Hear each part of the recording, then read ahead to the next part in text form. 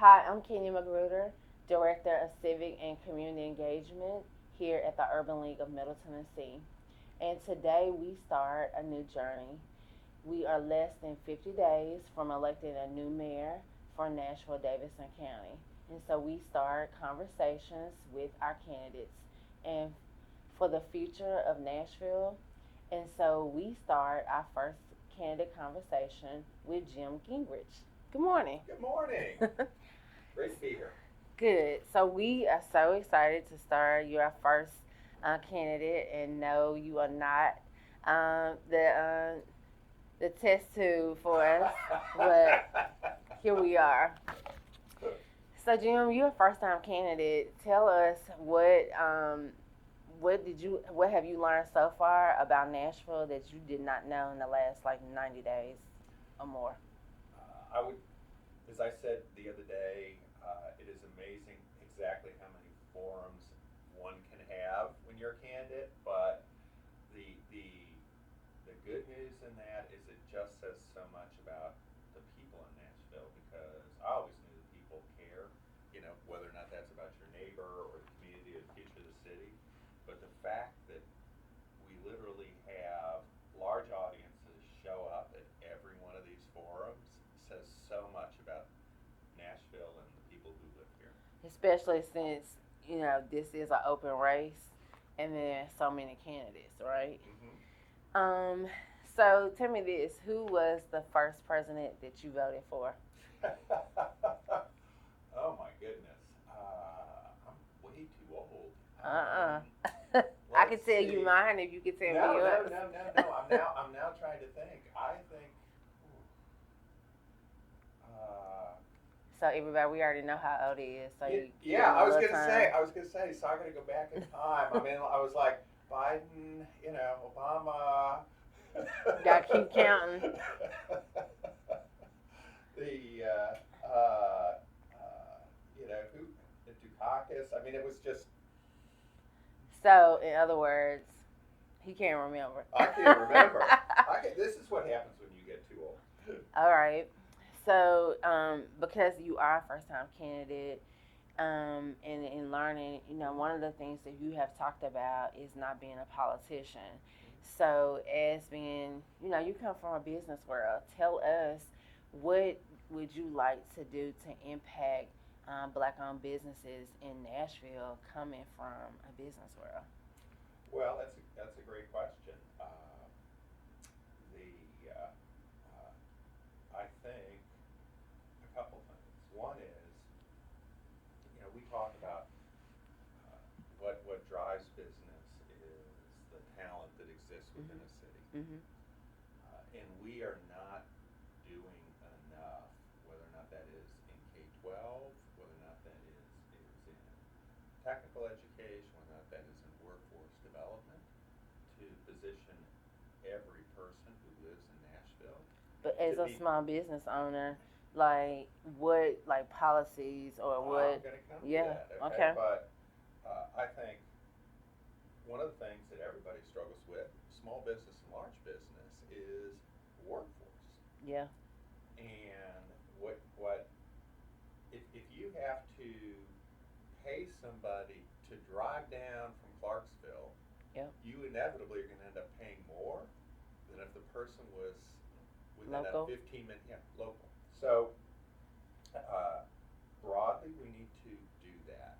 From a small business standpoint, if you think about not just black owned, but all small businesses, uh, in every community, small business is the economic engine of that community. It is the Yeah. job creator of that Yep. community. I happen to work in a large business, Mm-hmm. so Alliance Bernstein, while it is in the process of building up to the 1,250 employees Alliance Bernstein is going to have in Nashville, Right. it's creating jobs, but And creating small business owners it too, is and creating small employing them business too. owners, and but the job creators in any economy, including Nashville, are the small business owners. Yep. So if I think about community and economic development, which is an office within the mayor, the focus has to be on how do we get and facilitate the development of small businesses, whether or not that is, as you think about what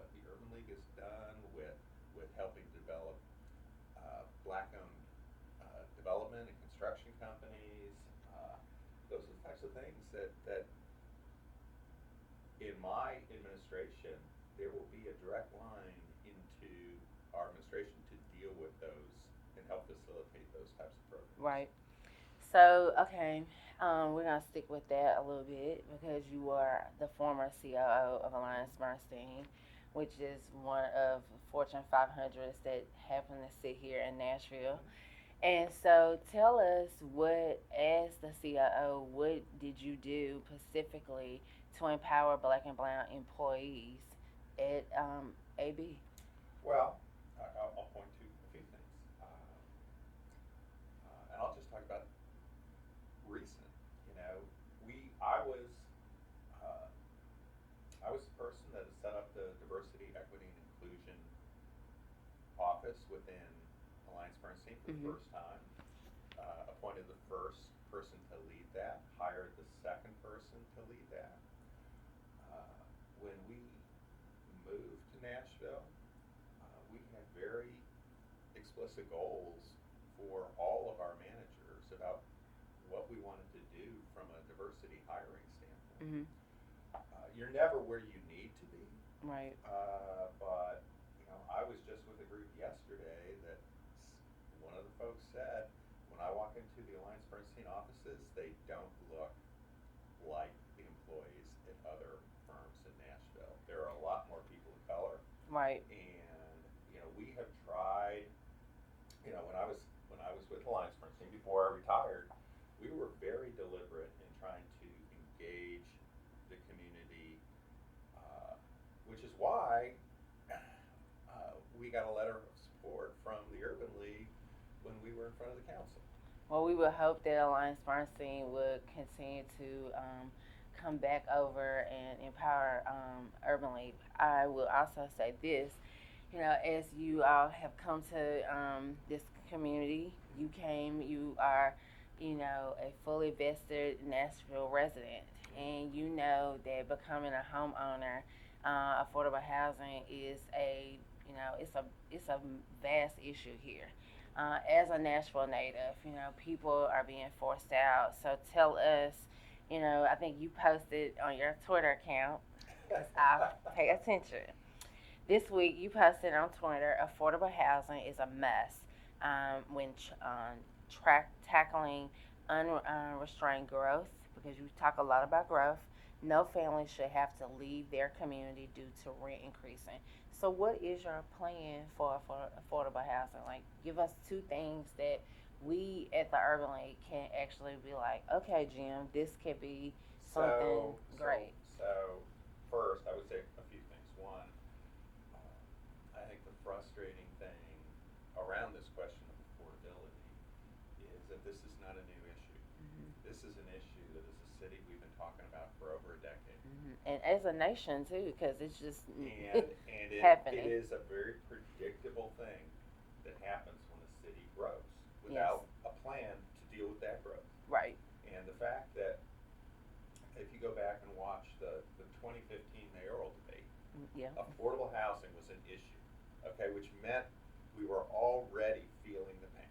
Exactly. And since that time, we have done several studies on affordable housing, and each study says it's worse than the last time we did the study. So what did you So learn the from those question, studies? so the question is, what are we going to do? Mm-hmm. We are now so much in the hole. We need tens of thousands of units for housing. I mean, the fact that, and it impacts so many things. It's not just what you spoke about, Kenya. It's very hard to attract a police officer to work in Nashville because that officer can't afford to live Right. in the county that they're going to serve, or a teacher, or other metro workers, let alone the people who are here. So we need tens of thousands of units. That Mm-hmm. means, yes, we do need to ensure that we're funding the Barnes Fund properly because that's an important component, helps turbocharge the nonprofit community. But when you need tens of thousands of units, that is a multi-billion-dollar, that is a $10 billion challenge. So is that And part the of only, of the your only budget? way, the only way, no, the only way that's going to get solved is we need to encourage those that do this in the private sector. For example, we were just talking about what the Urban League's doing. We need to make it easier for them to build affordable housing. When I talk to people who are in the business of building affordable housing and do it in multiple cities, they tell me over and over again that Nashville is the most difficult city to build affordable In what housing in. way? Well, there's a couple ways. One is, if you think about what influences the economics of a developer, one of them is how long does it take to get it done? And when we have a city where the permitting process is measured in months, where other cities do it in a week, Right. that time is money. When you get different direction from different parts of the city government on Right. what you need to be doing on that development, Right. that again delays. If you have an inspection that needs to be done, but that can't be done for 4 weeks or 8 weeks, that shuts down the project. So we're So slow. We're so slow in we are Nashville. slow. We are slow. It shouldn't be that way. So is it more so that we're slow because our departments are not thinking in a sufficient way, and it's because we're antiquated? It is. We cannot continue to run our metro government the way we've been running for the last 60 years. We are now a big city. We have complex big city issues. Right.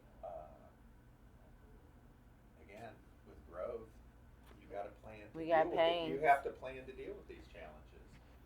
I would say, look, there's other things too that can be done from an affordable housing standpoint. Another thing that influences this is the density that you can build. Yeah. Okay, we could 'Cause do more. We could do more if you're doing affordable housing to facilitate density. And the last piece of it is more innovative, which is anybody who's going to build that needs investors to put money into it to actually help facilitate that. So let's drill into that. And let me just finish. Mhm. And in Chattanooga, as an example, Okay. they're setting up a fund that will provide lower cost capital if you're building affordable housing. Okay. And again, that just helps all of these things that we could do to help improve the ability of people to build affordable housing, right? So back to this time delay. If you're building affordable housing, we should have a concierge to make sure that you get answers quickly. You should go to the front of every line. Jumping over who? Those Because that are we not- have a lot of those that that are not- happening. Those that are not building affordable housing. Okay, so there should kind of be like a sector for affordable housing versus regular I home don't building think you and have to national. separate it. Okay. It's just who gets, at the airport, there are multiple lines. Those who have clear Yeah. and those who don't. We're going to put everybody in the clear line. Okay. So talk about the innovation part because I want to hear more about that because I don't hear a lot of the conversation. When you talked about innovation in affordable housing, but let's just talk about innovation period Yeah. for a 21st century city. Let's talk about that.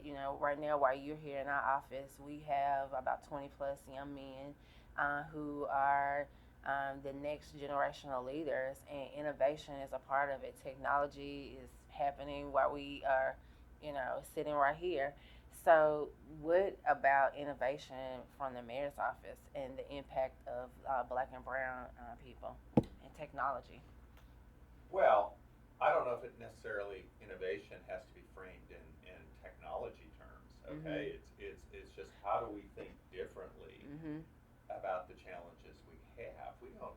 There are cities across the country that are doing really innovative things. They don't have it all right, Right. But they're trying. It is trying to bring some of that thinking, so it isn't the way that we've always done it. As I just said, if you can facilitate providing capital to those who want to build affordable housing and provide that capital at a lower cost, Mm-hmm. that's going to help not just black and brown families. That's going to help every family. Right.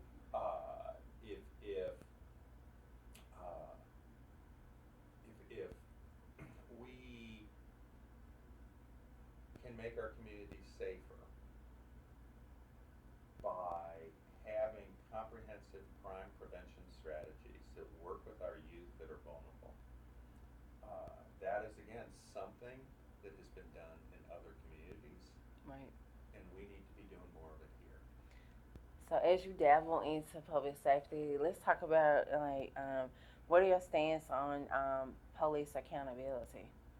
Uh, Police need to be accountable, but I think it's a false choice to say that's a very it's not an either or. It So is we can be both so let accountable me so let and me have rep- because it is part of being a professional. right.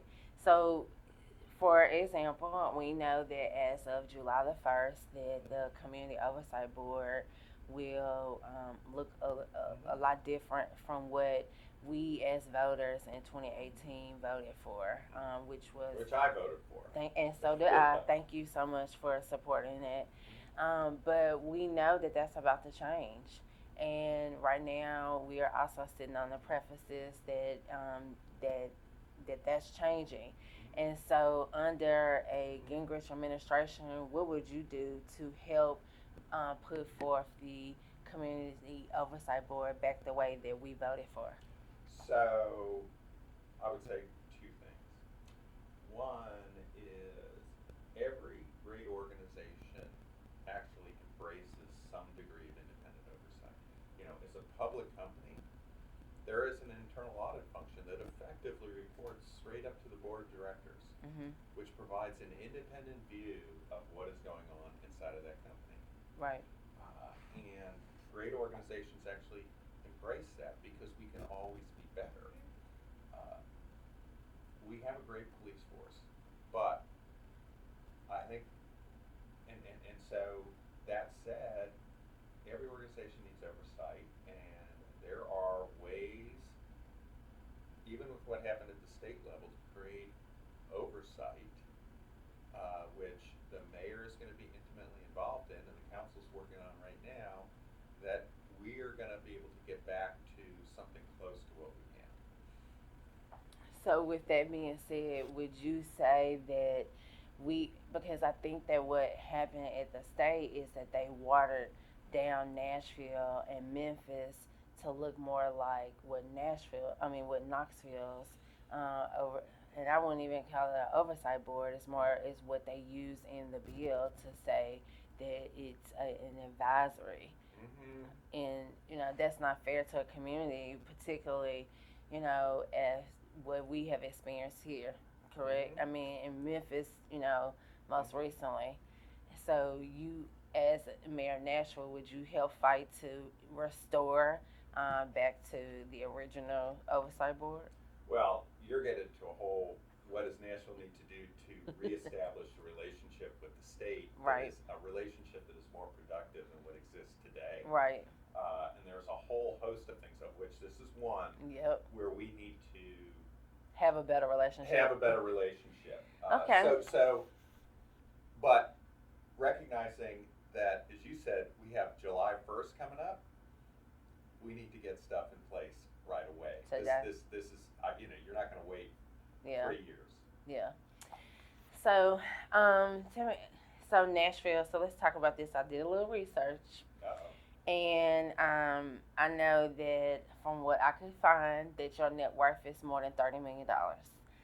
And so I want to talk to you about what will you do to help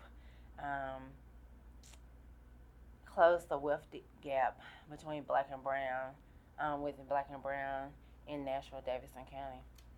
Well, I don't know if that's really my net worth, but okay. I hope it is. I wish it was. So you are correct. Okay, we have 4 out of every 10 kids of color living in poverty. There was a overall, Davidson County is ranked 90th out of 95 counties for child well-being in the state of Tennessee. There was a study done by Harvard about 8 years ago that looked at the top 50 cities in the U.S.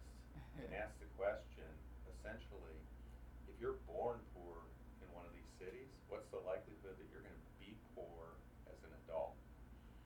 And 80% of the cities were better than Nashville on that score. So you are exactly right. We are in a situation today in our city that is unacceptable because your zip code should not determine your future. Yep. Now there are a whole host of things that we need to improve on. K-12, we're letting way too many of our kids down, and we should never give up on MMPS because there are just too many examples of schools that have achieved great things. I was just at Warner Elementary probably a month ago, and that's a school with kids who are really in a difficult situation, but in 4 years went from a priority school to a reward school. Yeah. And there are great examples of that across our system. So we need to make sure that happens in every school. We need to ensure that we provide. Not every kid's going to go to college. That's right. Okay, we need to do even better in terms of providing technical education for people so that they are employable in a good paying job Right. when they graduate from high school. We need to be doing more with our youth in terms of providing after school programs and summer job programs so that everybody stays on the right path. These are all things that other cities help facilitate. It doesn't mean that we all have to pay for it, but you can point to a whole host of cities where you have an opportunity for a kid to get a summer job while they're going through high school. And if I think about Alliance Bernstein, we sponsored a program. We sponsored a number of things. Summer reading program for kids, Which is huge right now. Okay, it showed, the kids who went through that program, it had a big impact in terms of where they were when they went back to the next grade. We funded something that was a coach for a first generation college students, which, people struggle with. First generation students have a much lower graduation rate than those who are not first generation. Right. So we all need help in mentoring. We also help fund for kids going to Nashville State additional funding so that they can actually afford to stay in school. So you can pull in. There are private dollars, there are foundation dollars, and there are city dollars that. But the idea that we are 80% of the cities do a better job of helping somebody get to a better place. You got a lot of work to do, right? We got work to do. So, as we bring this conversation to a close, tell us 18 to 40-year-olds are not voting in Nashville. Well, Nashville is not voting. Mm-hmm. And so tell us in your closing statement how to get 18 to 40-year-olds to go vote on August the 3rd. All y'all who are listening need to grab 5 people who are 18 to 40